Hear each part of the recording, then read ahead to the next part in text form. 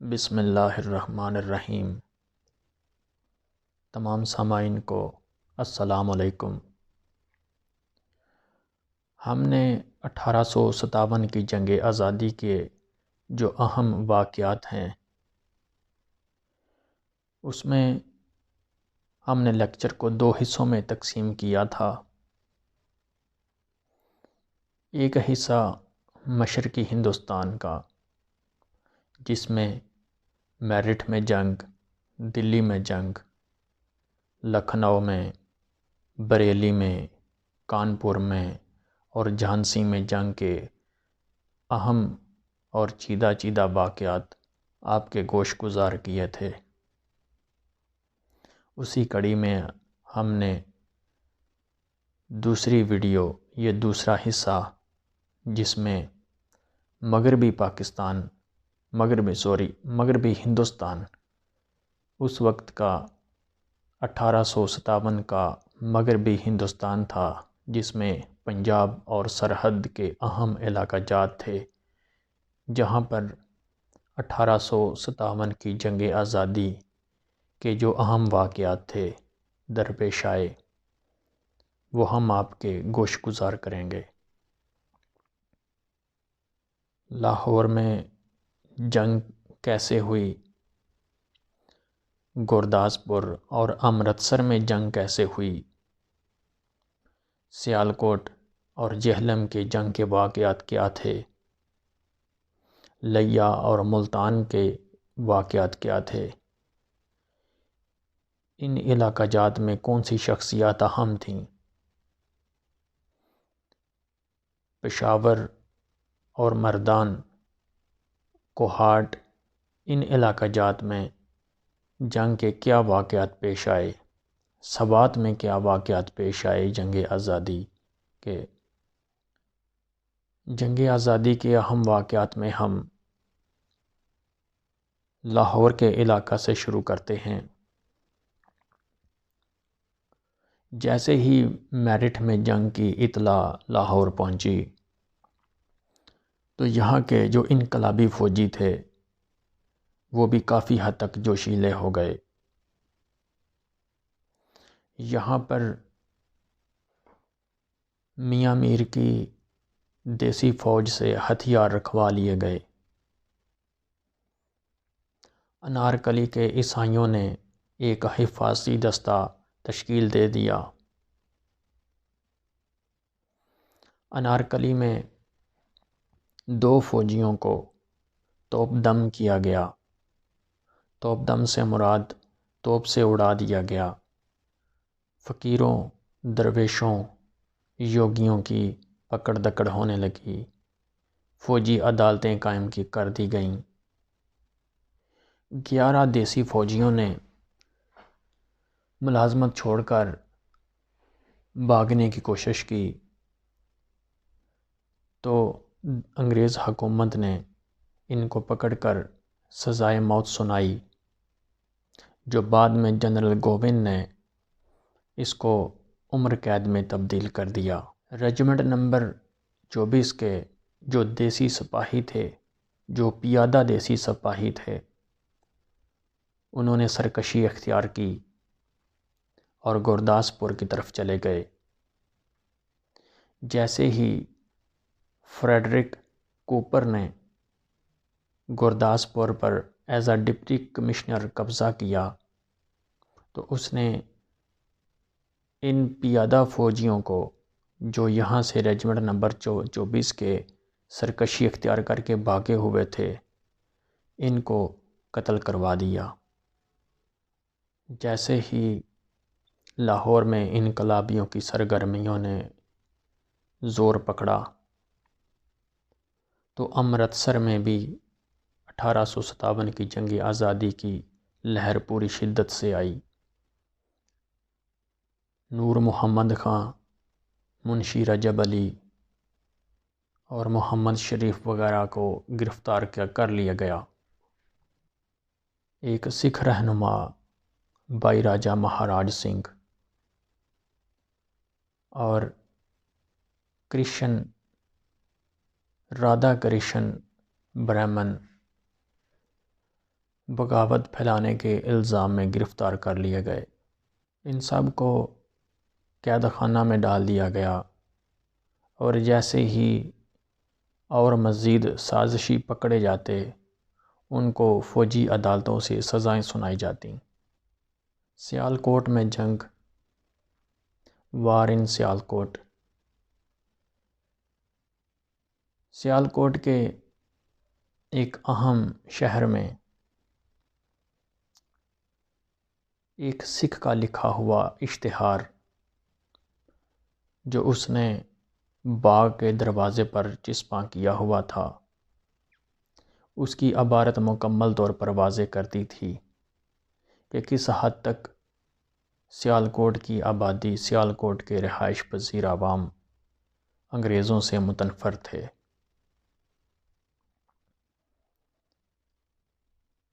اس سکھ کا لکھا ہوا جو اشتہار تھا غالباً اس طرح کے الفاظ تھے: یقین رکھو، پنجاب تمہاری ملکیت کبھی نہیں ہو سکتا، کیونکہ اس میں تمہاری ہڈیاں پیسی جائیں گی اور تم مزید پریشانی میں پھنس جاؤ گے، اور تمہاری بلائی اسی میں ہے کہ یہاں سے چلے جاؤ، پنجاب چھوڑ کے یورپ چلے جاؤ۔ وار ان جہلم۔ جہلم 1857 میں ایک ڈویژن تھا،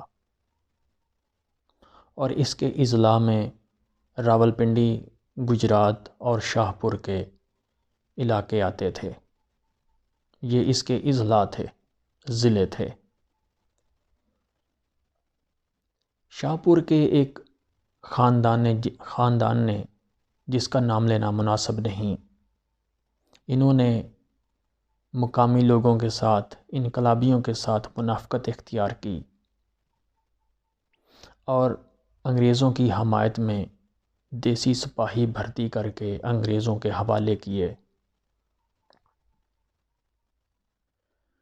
راولپنڈی اور جہلم سے انقلابیوں نے ہتھیار لیے، سرکشی اختیار کی، جن کا پیچھا کیا گیا ان میں سے مارے گئے، کافی دیسی سپاہی مارے گئے، اور جو پکڑے گئے ان کو جیل میں سزا دی گئی۔ سرکاری اعداد و شمار کے مطابق جہلم سے جو انقلابی پکڑے گئے، 108 کو فوجی عدالتوں نے سزائیں سنائیں اور 237 کو دیوانی عدالتوں نے سزائیں سنائیں۔ ان میں بیشتر کو سزائے موت دی گئی۔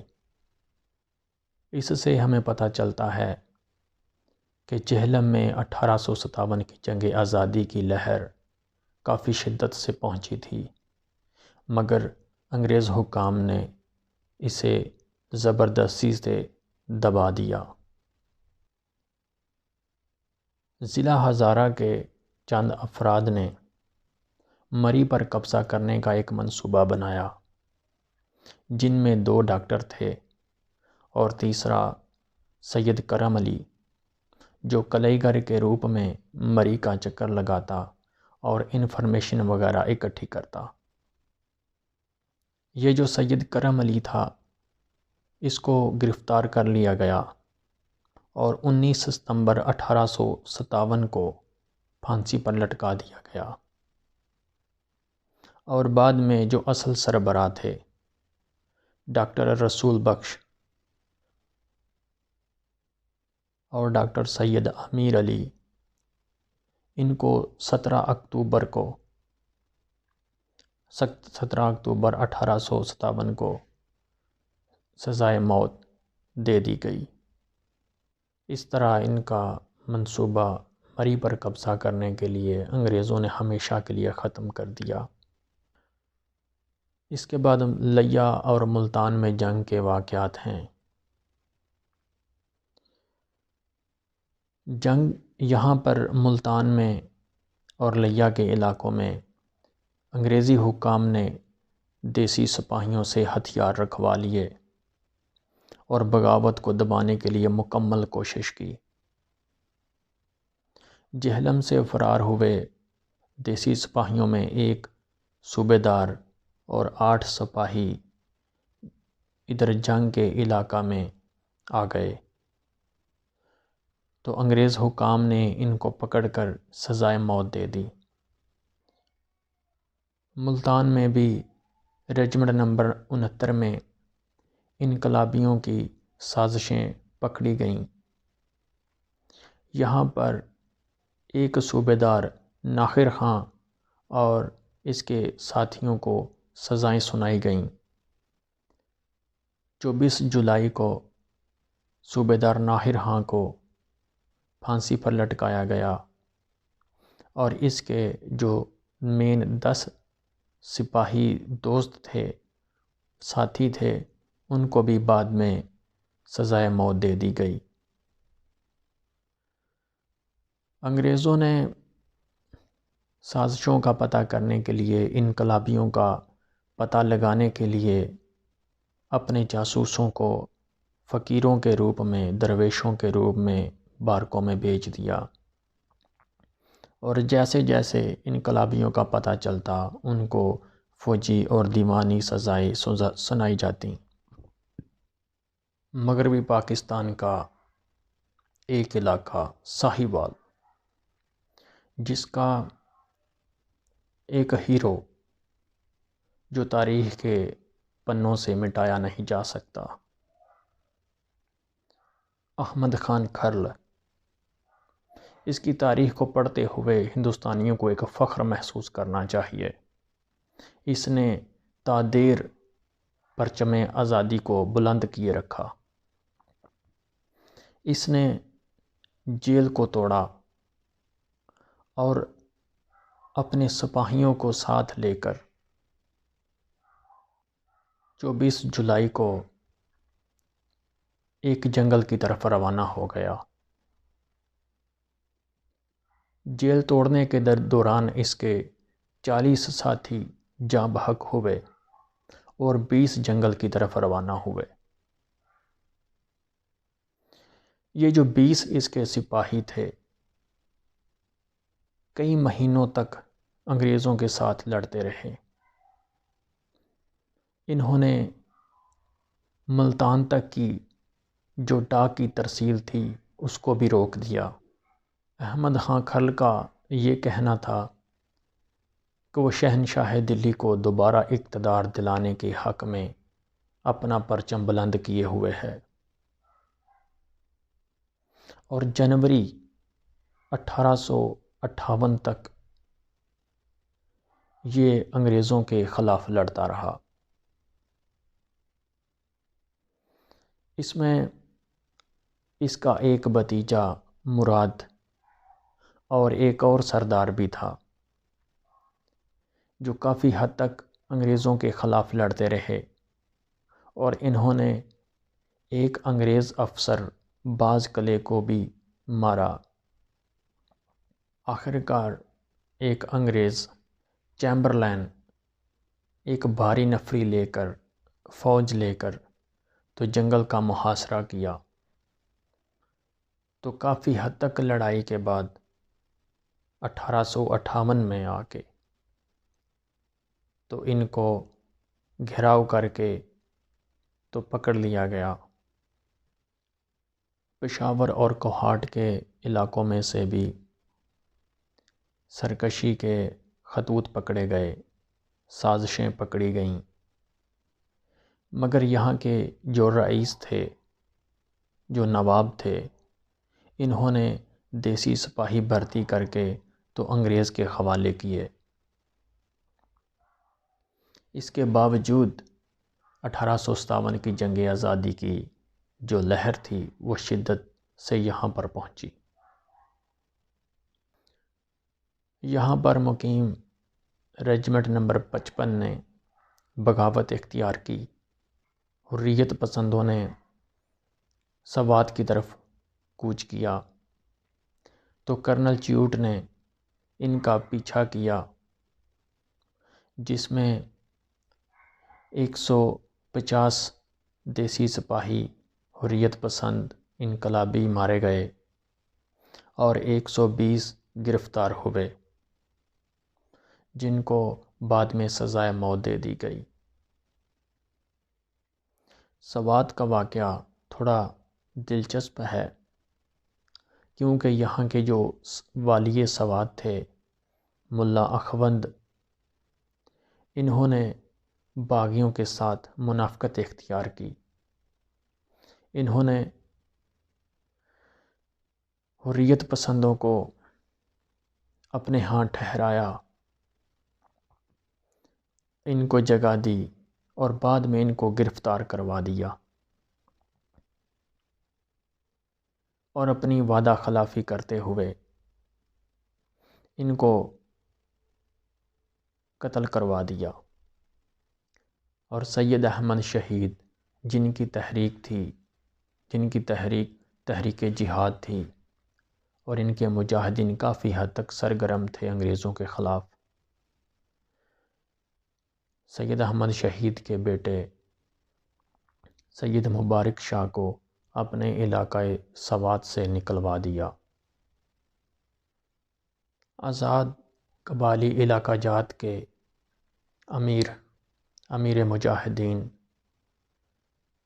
امیر عنایت علی تھے، جنہوں نے مجاہدین کو اپنے پاس بلا لیا، لیکن یہاں کے جو قوانین تھے انہوں نے پہاڑی درے روک لیے اور جو کالے ملے ان کو قتل کیا یا گرفتار کیا، اور گرفتار شدگان کو بعد میں پھانسی پر چڑھا دیا گیا۔ اگست 1857 میں خیبر کے علاقہ میں رجمنٹ نمبر 51 نے بغاوت کر دی، لیکن اس وقت انگریز فوج ہر طرف سے آزاد ہو چکی تھی، ہر طرف سے فری ہو چکی تھی، تو انہوں نے، جس میں پنجاب انفینٹری، پولیس وغیرہ دیہاتیوں نے مل کر انگریزوں کا ساتھ دیا۔ 216 افراد کو قتل کیا گیا، 489 جو گرفتار شدگان تھے ان کو پھانسی پر لٹکا دیا گیا، نیز 110 کو سزائے قید دے دی گئی۔ پشاور، جو بذات خود اس تحریک میں اتنا سرگرم نہیں تھا، وہاں پر بھی 459 کو گولی سے اڑا دیا گیا، 44 کو توپ سے ہلاک کیا گیا اور 20 کو پھانسی دی گئی۔ ان سب پر بغاوت کا الزام تھا۔ یہ تمام اعداد و شمار جو میں نے آپ تک پہنچائے ہیں، یہ اعداد و شمار کتنے افراد کو گولی ماری گئی، کتنوں کو سزائے موت دی گئی، کتنے سزائے قید ہوئے، عمر قید ہوئے، یہ سارے اعداد و شمار خود انگریزوں کی رپورٹ سے لیے گئے ہیں۔ اس سے یہ پتہ چلتا ہے کہ جو مغربی پاکستان تھا، پنجاب اور سرحد کے علاقے تھے، یہ بھی جنگ آزادی میں پیچھے نہ تھے۔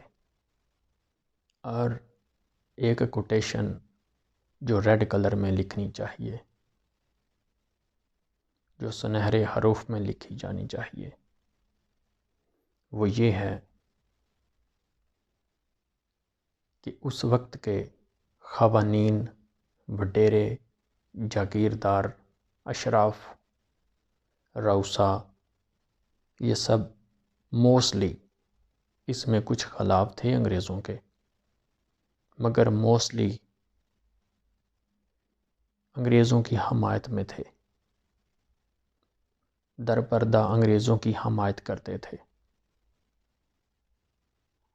اور انہی کے وفادار رہے۔